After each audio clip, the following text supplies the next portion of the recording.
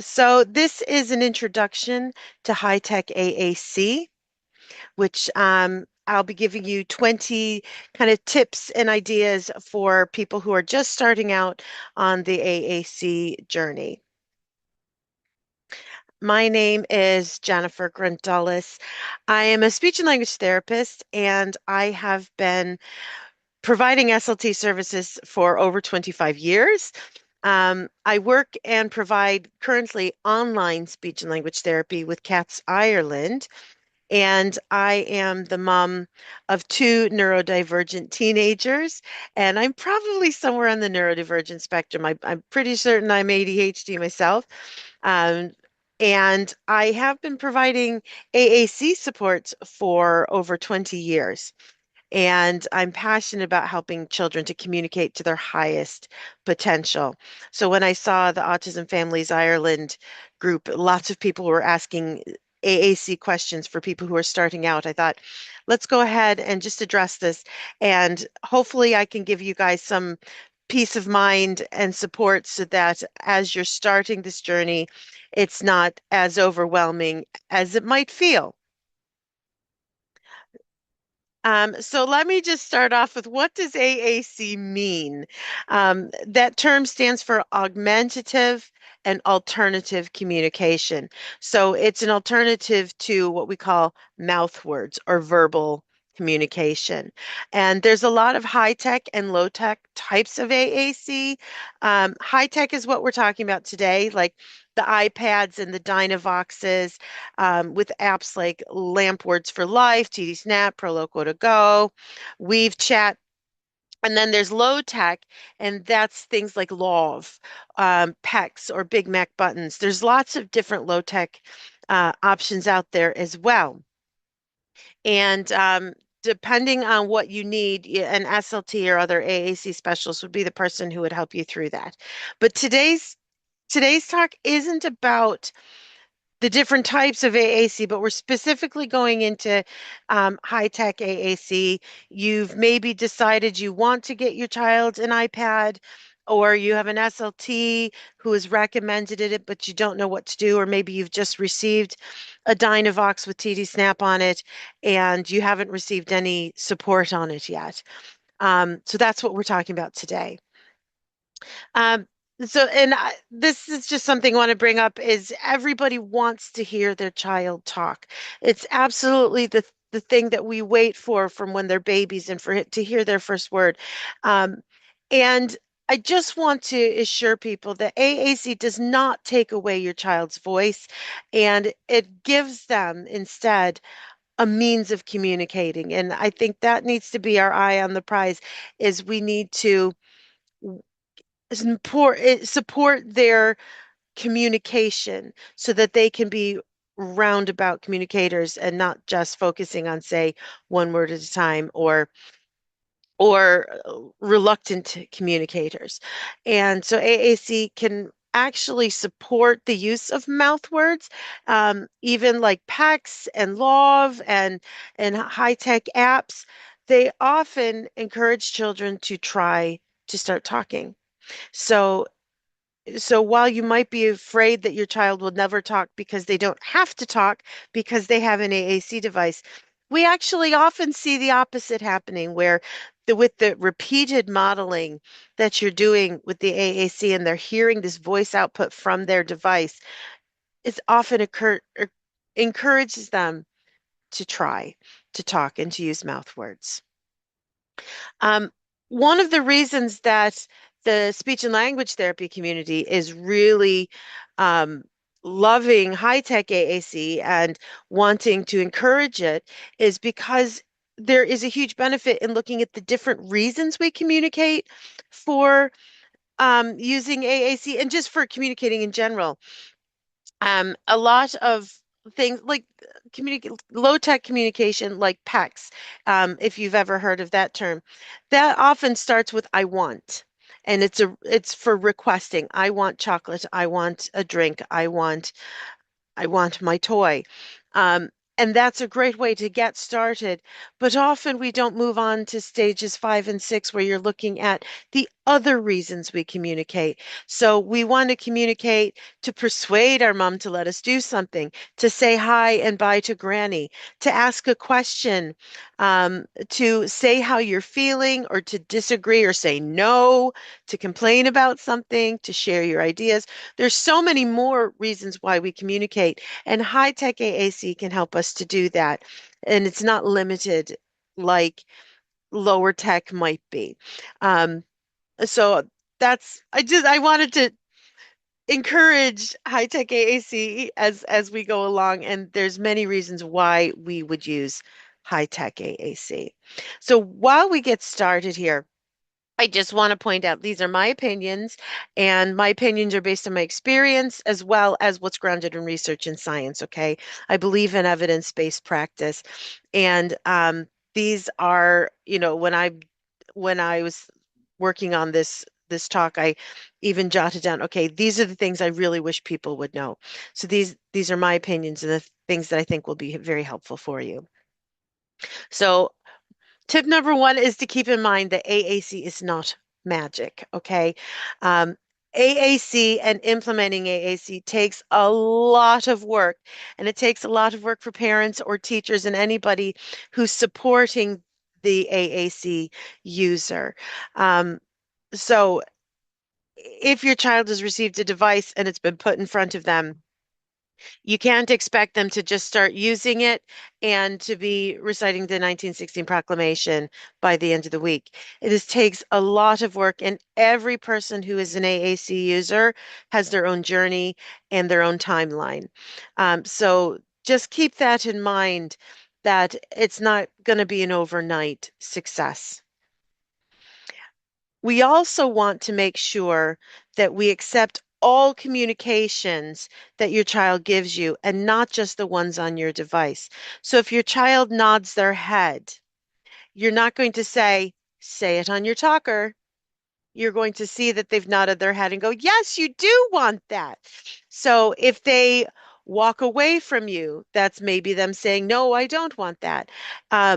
If they try to say a word, if they say hi or bye-bye, you're not going to make them use their device because they've just said it instead of making them use their device. Does that make sense? So, like, if you nodded your head to your boss, you'd get quite irritated if they said, now use your words, right? We accept from adults multiple forms of communication, and we should do that for our children. If they use a love sign, accept that love sign. If they activate the app, accept what they've said on their talker. So really, we want to ensure that we are accepting whatever communication our children are giving us. If we make them use the device, they might throw it across the room. Just saying. Okay, tip number 3, if I can get my screen to move on. Go on. Um, I would highly recommend, as you're starting off, if you've got an iPad or a tablet, that you delete all the other apps on the device. Um, we want to think of this iPad or this tablet as a communication device and not a toy. This iPad should not be an entertainment system for your child, but it should be their communication device. Now, a lot of families have 2 iPads or 2 tablets, and one is the talker, and maybe that has a different colored case on it. And then the child knows that that's the case, that's the talker. And the other one is the entertainment device. So even if sometimes you can find cheap refurbished iPads or tablets, so it's not very expensive. I completely understand that this is not feasible for every family. Um, but if it isn't, you just might find it's harder for your child to want to use the app if they know there's highly exciting other apps on that device as well. So they might get frustrated if you've turned on TD Snap, but they want to go to YouTube or they want to go to a Pokemon game or something. Um, so if you can have a separate device just for the app, that can make a huge difference. If you have an iPad that you're starting with, then I highly recommend you learn how to use guided access. Um, Guided access allows you to lock your device, which is amazing, so that the app will be locked and you can only use that app. Um, there are lots of tutorials online for how to set up guided access. We don't have time to go into it today, but you can always message me, or if you Google set up guided access for iPad, you'll find it. And if you triple click the home button, then that starts the guided access so that the app is locked and you can't turn it off. That being said, I will say, children are very clever at knowing our PIN codes. So if you've locked your app using guided access, do not let your child see you put the PIN in, because if they see it once, they'll know exactly what your PIN is. So the next time you add a guided access, they'll get out of it immediately with your PIN. So really make sure that they're not seeing the PIN codes that you're putting in for guided access, so that they have to stay on that app. I highly recommend you invest in a strong case with a screen protection. We all have our moments of rage, and our children are the same, and they might get frustrated. They might bang the iPad or throw it, and we want to protect it as long as possible. If you are one of the lucky ones who was given an iPad through the HSE, or through the education program, I'm not sure about the As I Am program, but the ones through the HSE and the Board of Education, Department of Education, they often come with insurance, which is fantastic. I'm assuming As I Am will as well, but I don't know. I haven't looked into that. Um, but again, if you have a child who's maybe a little bit more strong with their toys, then you might want to invest in that insurance as well. So number six, what you really want to think about is taking the time for yourself. This is where I'm saying this takes time and it takes effort from the parents. And it starts with you. Take the time to learn the app, okay? Get in the app, practice customizing pages, adding icons, even just tapping on the device to see what happens when you tap on a folder, so that you get used to how it works as well. It's really important that the other people in your child's life also get more and more comfortable using the app, because if nobody's using it with them and nobody's modeling the use of it and showing them that it's a valuable form of communication for everyone, they're not going to value that app as communication as well. If everybody's talking, but they're expected to use the app, they're not going to value the app, if that makes sense. So we need to be modeling, we need to be getting comfortable with the app. Um, we want to practice activating the buttons and learning, is there a find function or a search bar? So if you're trying to find a specific word, you can search for it really quickly and see how to get to that specific button on the app. So really, like, sit down after the kids have gone to bed and play on the app. Take your time to do it. Spend as much time as you can. I know this can be overwhelming because, yeah, it is a lot of work. I completely get that, but it does pay off in the long run. And the more time you spend learning the app, the more comfortable you'll get with it, and hopefully the more comfortable you'll see your child getting with it as well. I also recommend having a low-tech backup of your app. Maybe the battery died. Maybe the screen got smashed and you're waiting for it to get fixed. So what do you do in the meantime?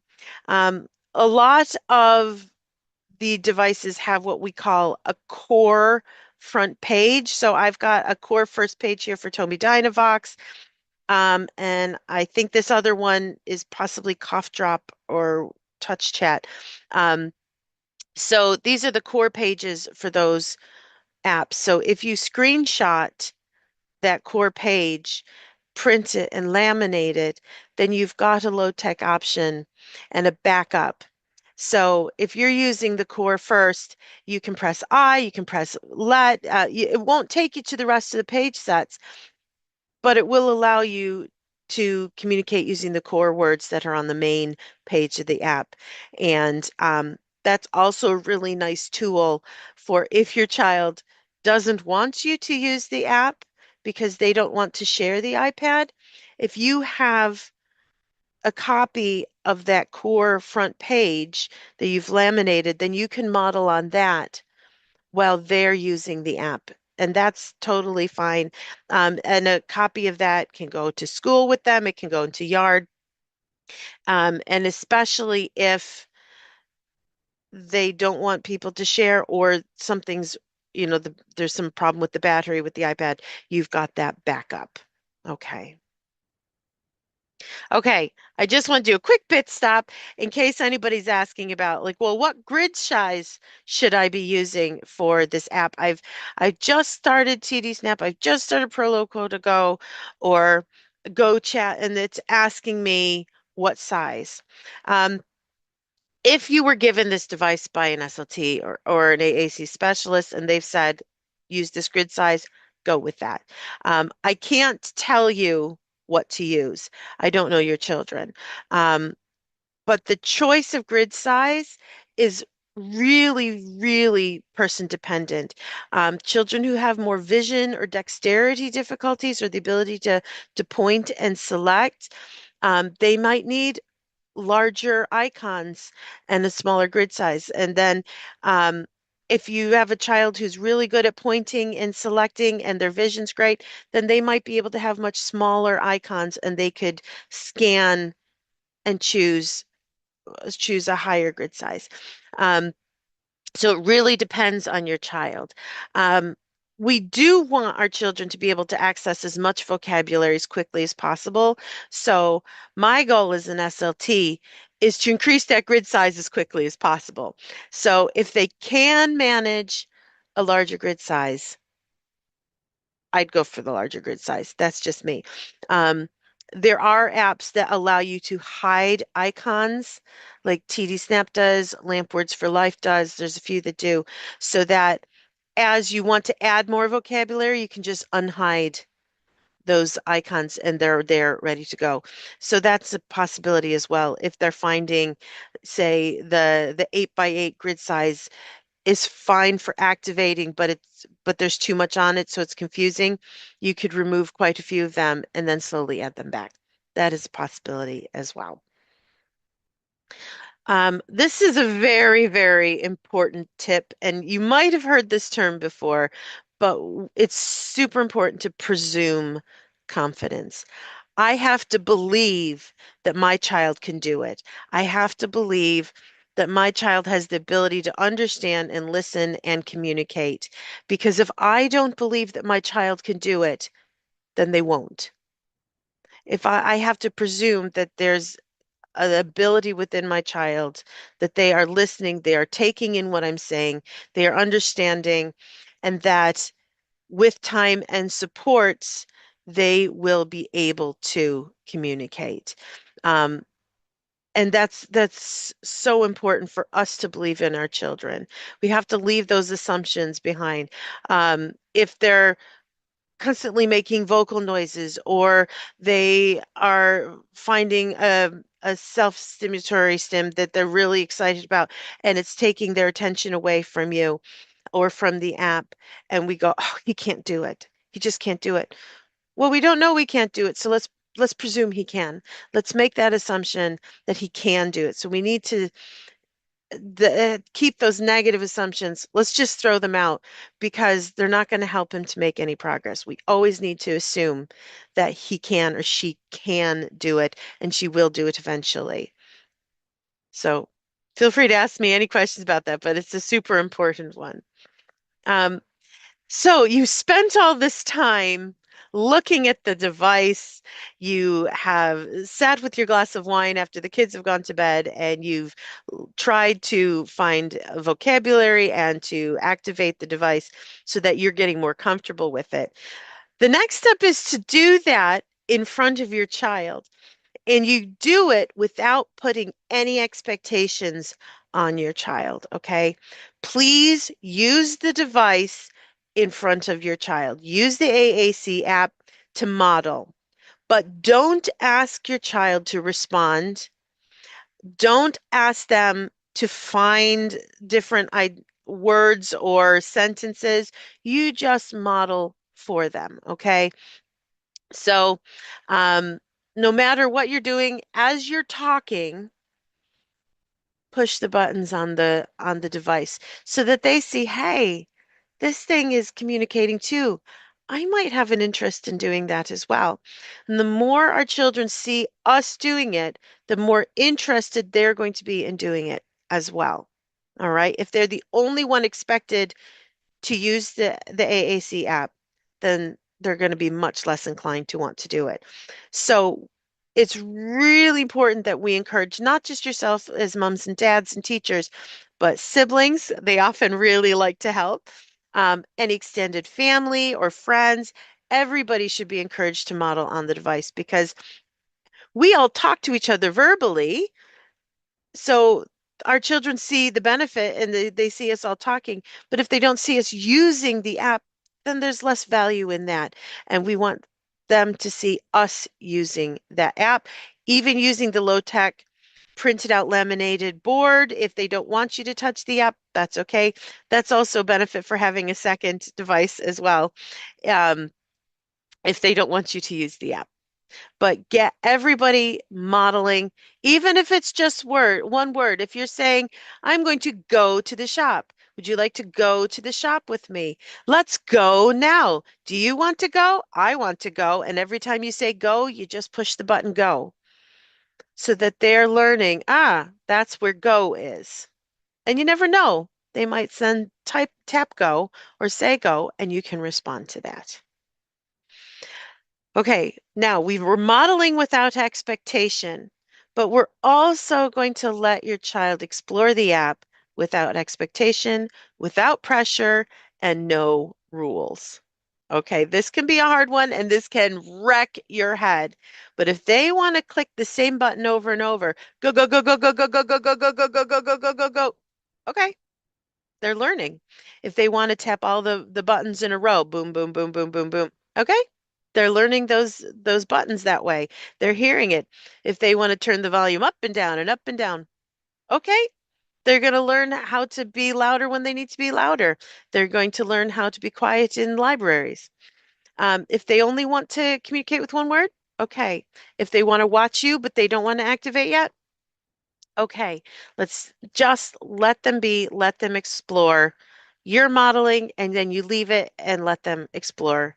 There's no rules, there's no pressure. And this can be a real tough one because we have this desire to make our kids try to use the app because we feel the pressure to be successful with it. But the more pressure we put on, that just makes them less inclined to do it. And I'll get into that in a sec. Um, some kids really like to stim on the app. As I said, go, go, go, go, go, go, go, go, go. They love to stim on the app. But let's refocus and let's say, okay, this isn't stimming, this is babbling. Okay. Before we learn to speak, we babble. So when your child is stimming on the app, just say, they're babbling. So we let them babble. You wouldn't stop a baby from babbling, so don't stop a child from stimming. Now, this can be tough when you're bringing this device to school and he's stimming on the device. Maybe we turn the volume down a little bit if we can, and we explain, oh, it's very loud, but we might just turn the volume down. If they turn it back up, they turn it back up. But again, if there's a child in the class who's shouting, you're not going to tape their mouth shut. So you're not going to take the vocal communications away and the vocal noises from a child. So we don't do that with the device as well. And this can be tricky for teachers. This can be tricky for parents. when you're at an event and your child is being very loud with their device. But it's the same if they're being loud verbally as well. You're not going to force them to keep their mouth shut. So that's the same with the app. We have full use of the app all the time. When they're sleeping, you're plugging it in to recharge it for the next day, but besides that, they have full access to the app. So best of luck on this one. I know it can be frustrating, but it is really important to give them that full access. Um, then if they happen, like you've just set out the iPad, you've got the app open and they touch a button. Maybe they touched C and you're going to respond to that. C, you see the app, you see the iPad. That's right. I see it too. And you're going to respond by tapping that button as well. Even respond if they're babbling. So if they're going go, go, go, go, go, you respond, go. You want to go? I don't know if you want to go. I think you want to push the button. So they're seeing when they tap the buttons on the device, you're responding to them.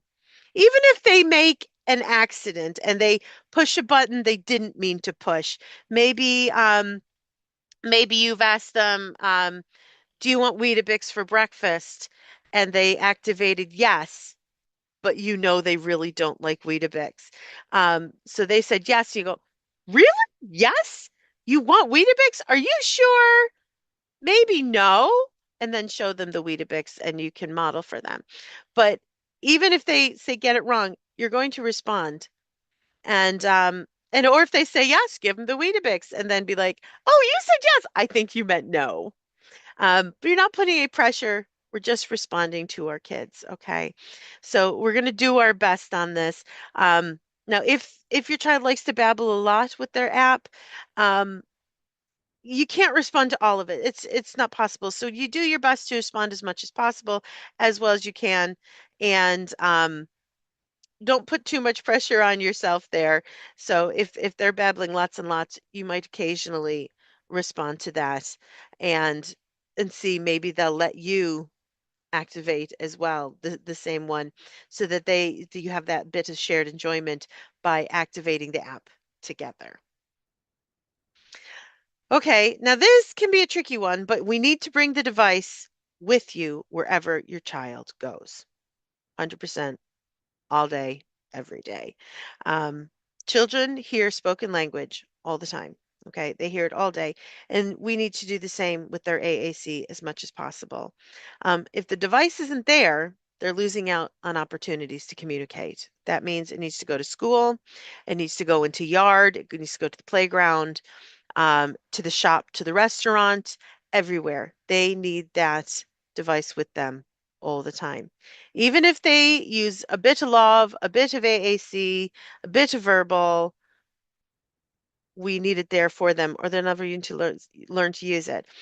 There was a study done years ago, and in that study, they found that the average 18-month-old child has been exposed to over 4,000 hours of oral language at a rate of 8 hours a day from the time they were born. So a child who has a communication system or a form of AAC, if they were to receive speech therapy 2 times a week for 30 minutes, okay, so that's an hour a week of speech therapy with their app, and it's never used outside of that time, they will have the same amount of exposure, those 4,000 hours, by the time they're 84 years old. Okay, we don't want to wait until they're 84 for your child to be able to communicate at the level of an 18-month-old. Okay, so we need to be exposing our child to hours and hours and hours of AAC. And this can be really daunting, but if we make it, make that concerted effort to bring that device with you, and for you as the parents and the teachers to model. Even if your child doesn't want it, if you make that effort to model. So then we have to figure out how to do that, and we'll get into that. But just ask yourself, can I bring it with me everywhere we go? If he doesn't want to hold it, you hold it for him and you have it available.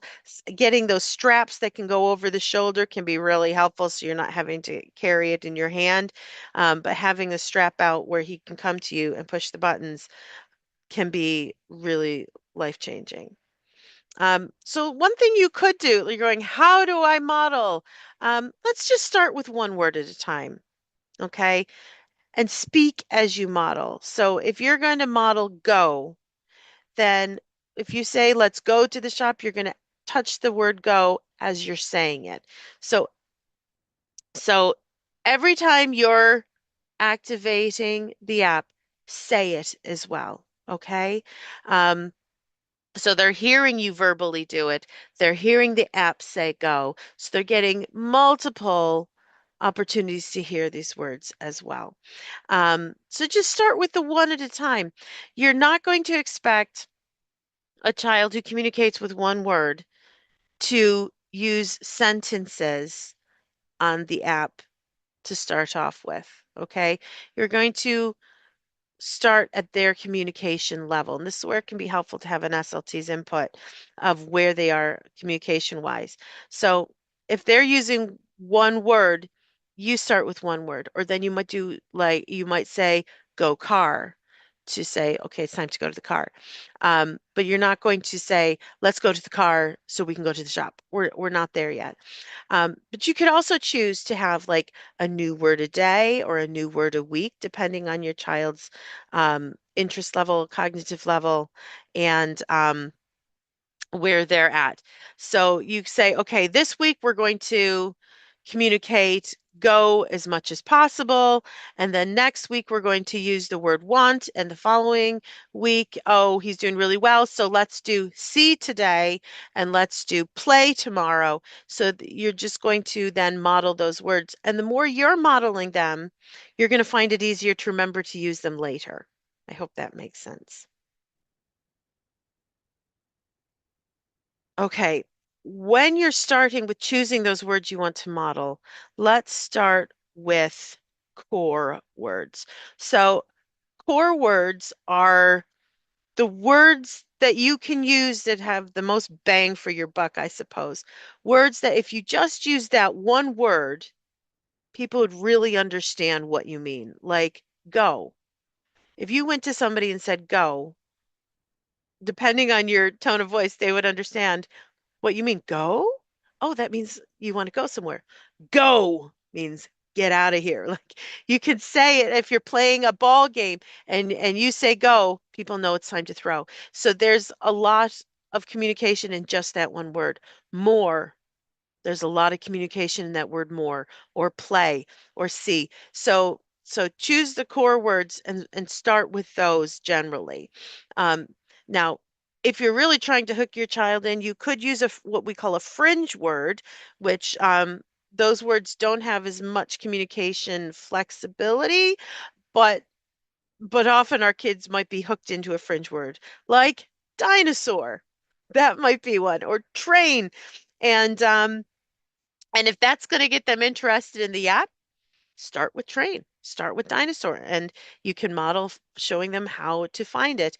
Um, Now, if you are modeling how to find train, um, but your child doesn't look like they're paying attention, just keep in mind that autistic kids often are very good with their peripheral vision, and often do observe in their periphery. So just because a child isn't staring at the iPad, that doesn't mean they're not paying attention.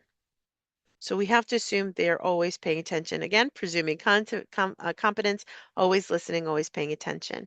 So we're always modeling, and then we're just going to model how to find train many, many, many times, and they might start to pick it up and want to find train themselves. So usually start with core words with the caveat of if they've got some favorite words, you might add those in, or you might have them as a start for modeling to get them interested in using the AAC.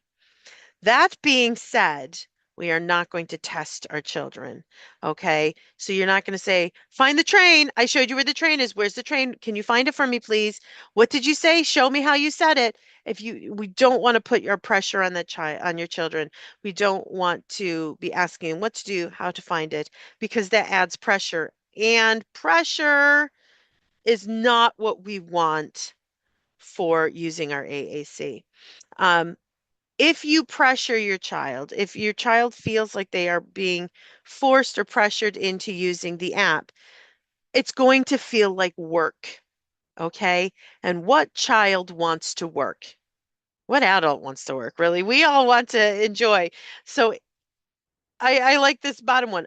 The feeling of work means a smashed iPad. Okay. If they see this iPad as extra work and extra pressure, they are not going to have any interest in the device. That's why we are modeling without pressure, without expectation, so that our children don't see the iPad or the device, the AAC, as work. Okay.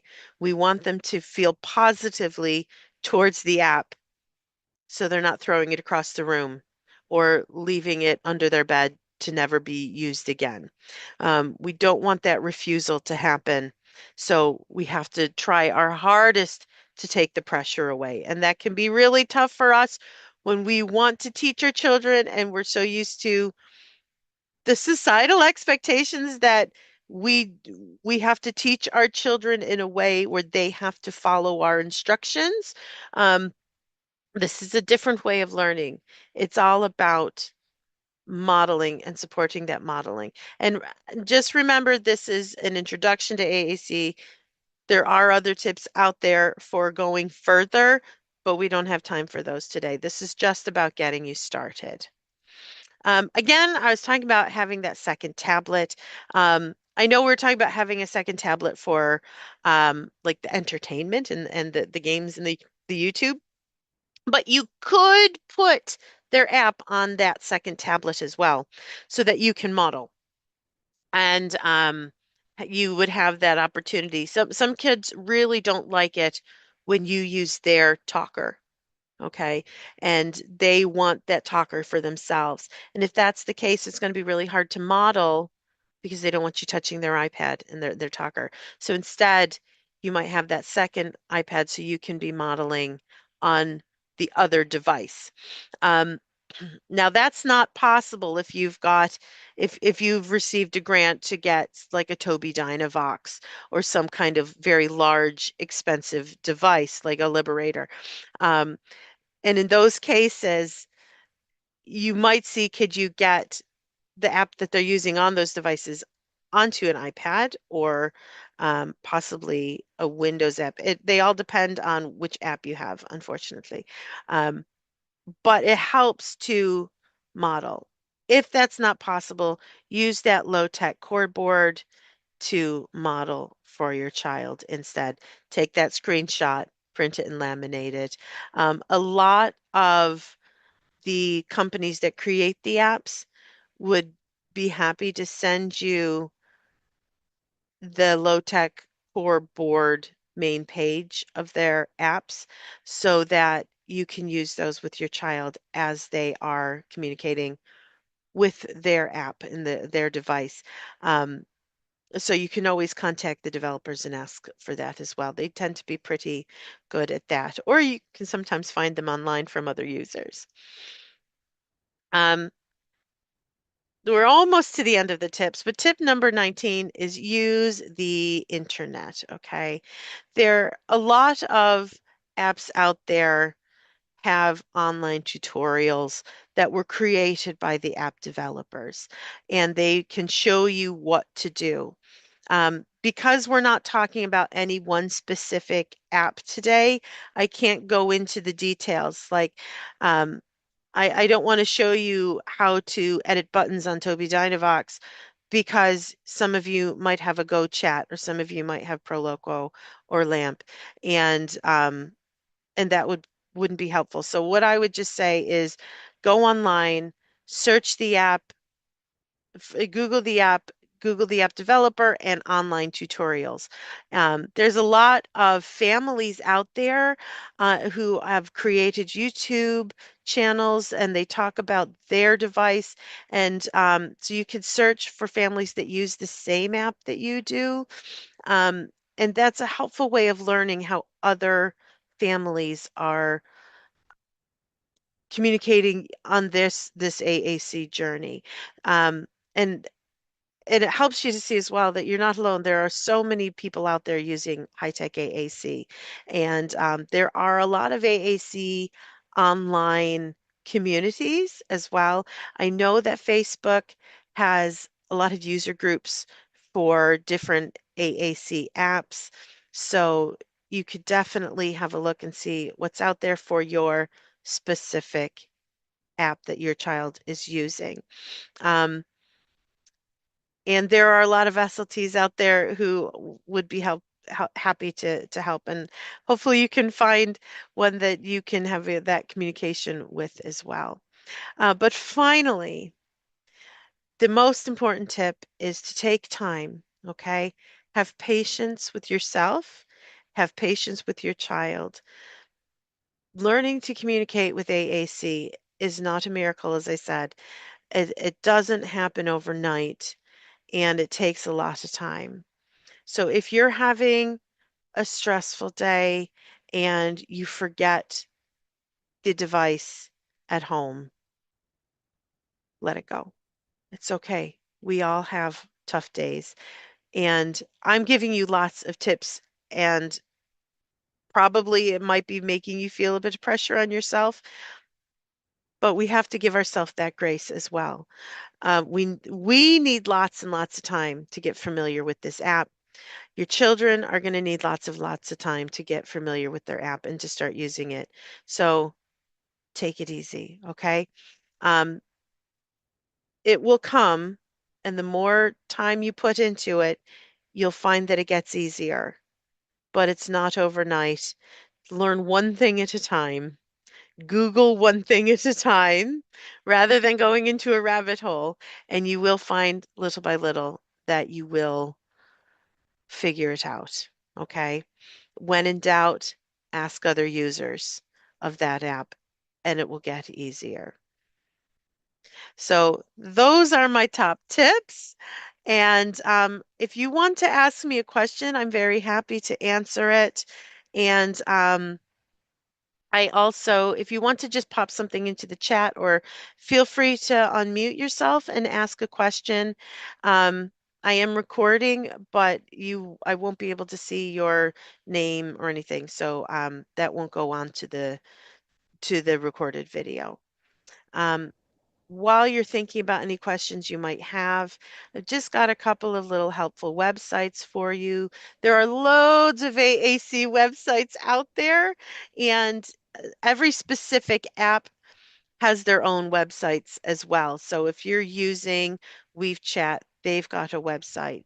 TouchChat has a website. TD Snap, ProLoco to go, Listen to Me. They all have their own websites, so you can look at those as well. But the Center for AAC and Autism is lovely.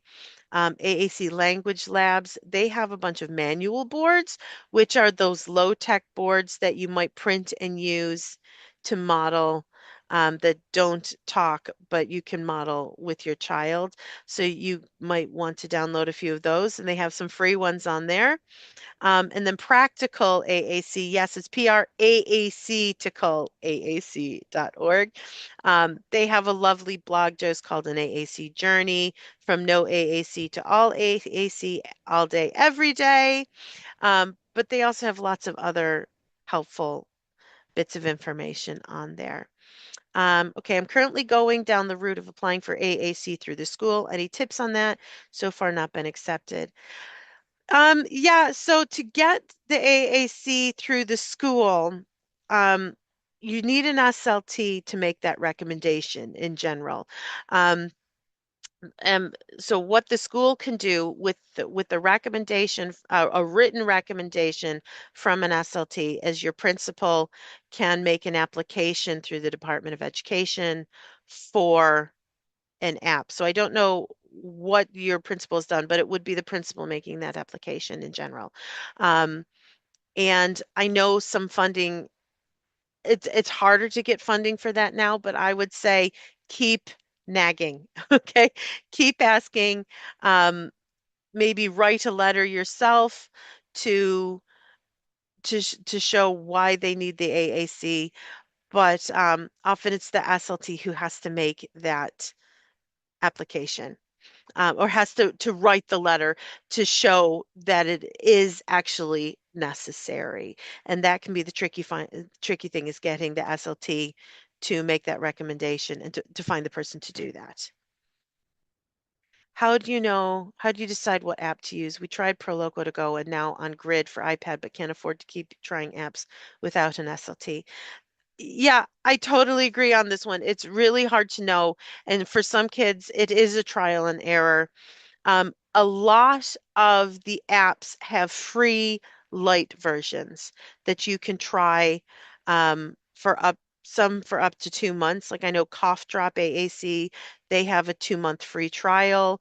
TD Snap Lite is a free trial that you can use. It doesn't voice output after like a month, so it encourages you to pay for their subscription.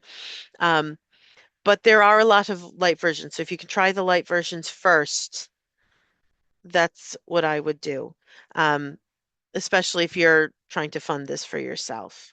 Can you change from low to high tech on your device? Yeah, you can. So if you're using something like PAX or core boards already, you can absolutely, like, you can change the app, you can add a new app. If you're unsure of what to use, again, it is a bit of trial and error. Often SLTs who know your child might have a good idea of what apps to try first. Um, and unfortunately, I can't advise on what's going to be the best app for every child, but it is a trial and error. But yeah, you can download an app. If you have an iPad, you can download apps from the App Store. There are devices as well. Oh, sorry, there are apps for Android as well, but some of them are only on iPad, and some of them are on both, and some of them are only on like Windows tablets, but they're trying to get them on all devices. Um, so yeah, it is trial and error. You can absolutely download a high tech yourself.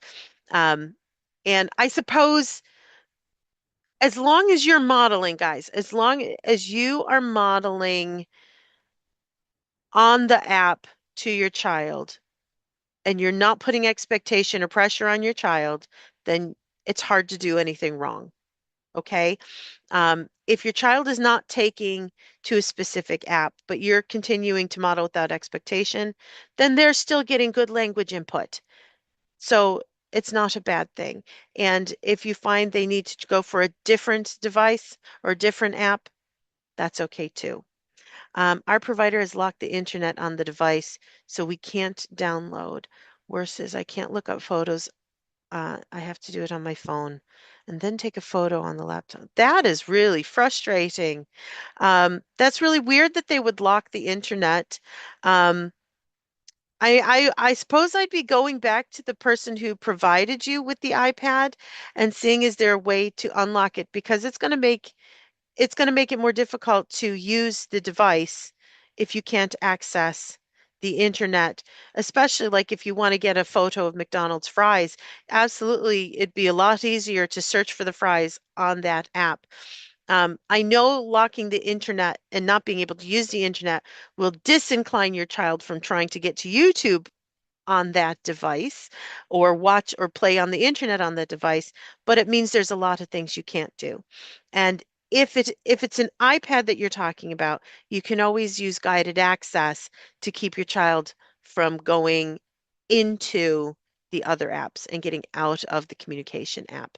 So maybe talk to the provider and see if you can get them to unlock it, or do some little Google searches to see if there's a way to add the internet back, because that's just going to make things a lot harder on you. So good luck with that. Very my best of luck wishes for that, because that's frustrating. I don't know, have you any more questions, anybody? Well, I will stop sharing then. I hope that you guys have found this helpful. I am going to stop the recording now.